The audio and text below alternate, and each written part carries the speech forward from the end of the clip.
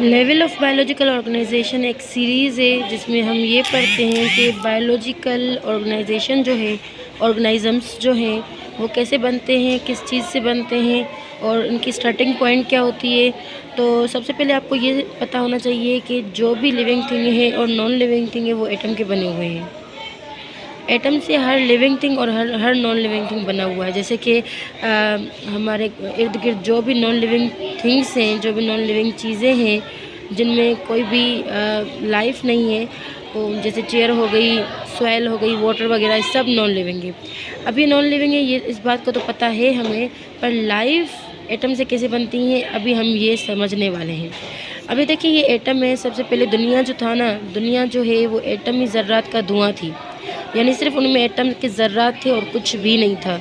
फिर आहिस्ता आहिस्ता क्या हुआ, एटम एटम के साथ जुड़ते गए और मॉलिक्यूल्स बनते गए, यानी एटम एटम के साथ मिला और क्या बना, मॉलिक्यूल बना। ठीक है, अब हम समझेंगे ये मॉलिक्यूल कौन से होते हैं। वैसे तो मॉलिक्यूल्स बहुत ज़्यादा होते हैं, जैसे कि CO2 भी मॉलिक्यूल है, H2O भी मॉलिक्यूल है, ये सब भी। पर लाइफ के अंदर यानी कि सेल के अंदर कौन से मॉलिक्यूल्स, यानी कि प्रोटीन भी एक किस्म का मॉलिक्यूल है, या लिपिड मॉलिक्यूल है, या DNA मॉलिक्यूल है। तो ऐसे हमारे मॉलिक्यूल्स बनते गए। जब मॉलिक्यूल्स आपस में एक दूसरे के साथ कंबाइन होते हैं तो बनता है ऑर्गेनेल, सेल के पार्ट्स जिसको हम कहते हैं ऑर्गेनेल्स। ठीक है, कौन कौन से पार्ट्स होते हैं, जैसे कि न्यूक्लियस हो गई, एंडोप्लाज्मिक रेटिकुलम हो गया, गोल्जी बॉडी हो गई। सेल के पार्ट्स को हम ऑर्गेनेल कहते हैं और वो बना हुआ होता है मॉलिक्यूल्स का, जैसे कि प्रोटीन, लिपिड से ही ये चीज़ें बनी हुई होती हैं। ठीक है, उसके बाद क्या बना, उसके बाद बाकायदा फुल सेल बन गया। जब ऑर्गेनल्स बन जाते हैं, जब घर के रूम्स वगैरह बन जाते हैं, वॉशरूम बन जाता है, किचन बन जाता है, तो हम कहते हैं घर बन गया। तो ऐसे समझिए सेल बन गया। अब सेल वो चीज़ है जिसको हम बेसिक यूनिट ऑफ लाइफ कहते हैं। क्या कहते हैं इसको हम, बेसिक यूनिट ऑफ लाइफ, यानी यही है लाइफ का बेस। अब अगर सेल बन गया तो यानी कि लाइफ का स्टार्टिंग पॉइंट शुरू हो गया। अब उसके बाद क्या होता है, जब सेल, सिमिलर सेल आपस में ज्वाइन होते हैं तो बनता है टिश्यू।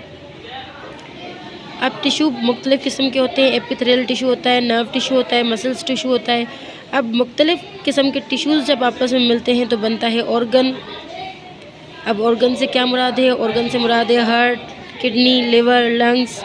जब मुख्तलिफ़ ऑर्गन्स आपस में मिलेंगे तो बनेगा organ system. Organ system full बनने के बाद जब बहुत ज़्यादा ऑर्गन सिस्टम आपस में मिलते हैं तो फुल बॉडी बन जाती है, जिसका नाम हम देते हैं ऑर्गेनिज़म। क्या कहते हैं हम इसको, ऑर्गेनिज़म। अभी ऑर्गेनिज़म, जैसे कि मैं एक ऑर्गेनिज़म हूँ, आप एक ऑर्गेनिज़म है, जैसे कि एक कैट है वो एक ऑर्गेनिज़म है, जैसे कि एक एलिफेंट है वो एक ऑर्गेनिज़म है। तो ये सारे ऑर्गेनिज़म हमारे अर्थ पे मौजूद है। अब इस ऑर्गेनिज़म को हम इंडिविजुअली कहते हैं स्पीशीज़। क्या कहते हैं हम इसको, स्पीशीज़। एक ऑर्गेनिज़म को हम एक स्पीशी कह सकते हैं। अब जब बहुत ज़्यादा स्पीशी आपस में एक जगह पे रहेंगे, ये सारे स्पीशी रहे हैं आपस में एक जगह पर एक जैसे ऑर्गेनिज़म, एक जैसे स्पीशी एक जगह में रहते हैं तो उस एरिया को हम कहते हैं कि यहाँ पर पॉपुलेशन है, यहाँ पर पॉपुलेशन है, जहाँ पर एक जैसे ऑर्गेनिज़म्स रहते हैं। अब पॉपुलेशन कैसे हो गई, जैसे कि यहाँ अगर मैं कहूँ कि यहाँ पर सिर्फ कैट्स रहती हैं तो ये इनकी पॉपुलेशन है, यहाँ पर सिर्फ डॉग्स रहते हैं तो ये इनकी पॉपुलेशन है, यहाँ पर सिर्फ एलिफेंट रहती है तो ये इनकी पॉपुलेशन है, यहाँ पर सिर्फ ह्यूमंस रहते हैं तो ये इनकी पॉपुलेशन है। अब ये एक जगह पर अलग अलग पॉपुलेशन रहे, यानी कि कैट्स भी रहें, डॉग्स भी रहें, ह्यूमंस भी रहें, एलिफेंट्स भी रहें, जैसे कि ज़ू में होता है, तो उस एरिया को हम कहते हैं दैट इज़ कम्युनिटी। क्या कहते हैं हम उसको, कम्युनिटी। ठीक है, अब मुख्तलिफ़ कम्युनिटी मिलती हैं, पूरी दुनिया में कम्युनिटी ही है। देखिए आप, जैसे कि लॉयन का भी एक ग्रुप है तो ये उसकी पॉपुलेशन हो गई, एलिफेंट का ग्रुप है उसकी पॉपुलेशन होगी, सब मिलकर एक साथ रह रहे हैं तो हम इनको कम्युनिटी बोलते हैं। अब इस कम्युनिटी का नॉन लिविंग फैक्टर्स के साथ भी तो काम होता है ना, उनके साथ भी तो उनका इंटरेक्शन होता है ना। तो लिविंग का जब नॉन लिविंग के साथ इंटरेक्शन होता है तो हम उसको कहते हैं इकोसिस्टम। क्या कहते हैं, इकोसिस्टम। और इकोसिस्टम वो चीज़ है जिसमें लिविंग का लिविंग के साथ और लिविंग का नॉन लिविंग के साथ इंटरेक्शन होता है। अब ये इकोसिस्टम हमें कहाँ मिलता है, सिर्फ़ और सिर्फ अर्थ पे। कैसे, बाकी कोई भी प्लेनेट आप उठा लें, कहीं पर भी आपको लाइफ नहीं मिलेगी, लाइफ सिर्फ आपको अर्थ पे मिलेगी। अब उस अर्थ को हम दूसरी लैंग्वेज में कह सकते हैं बायोस्फीयर, बायोस्फीयर। अब थोड़ा मैं बुक से आपको दिखा देती हूँ।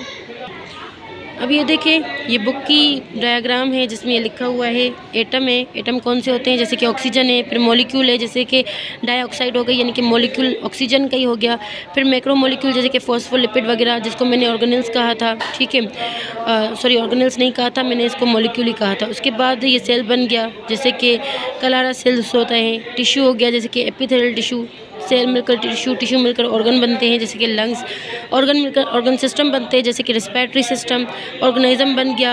अब ये ऑर्गेनिज्म एक जैसे एक जगह पे रहेंगे तो हम उसको पॉपुलेशन कहेंगे, और फिर जब ये मुख्तलिफ पॉपुलेशन से एक जगह पे रहेंगे तो हम उसको कम्युनिटी कहते हैं। और कम्युनिटी का ताल्लुक नॉन लिविंग के साथ भी होता है, जिसको हम इकोसिस्टम कहते हैं। और इकोसिस्टम सिर्फ हमें अर्थ पर नज़र आता है, जिसको हम बायोस्फीयर कहते हैं, लाइफ ऑन अर्थ।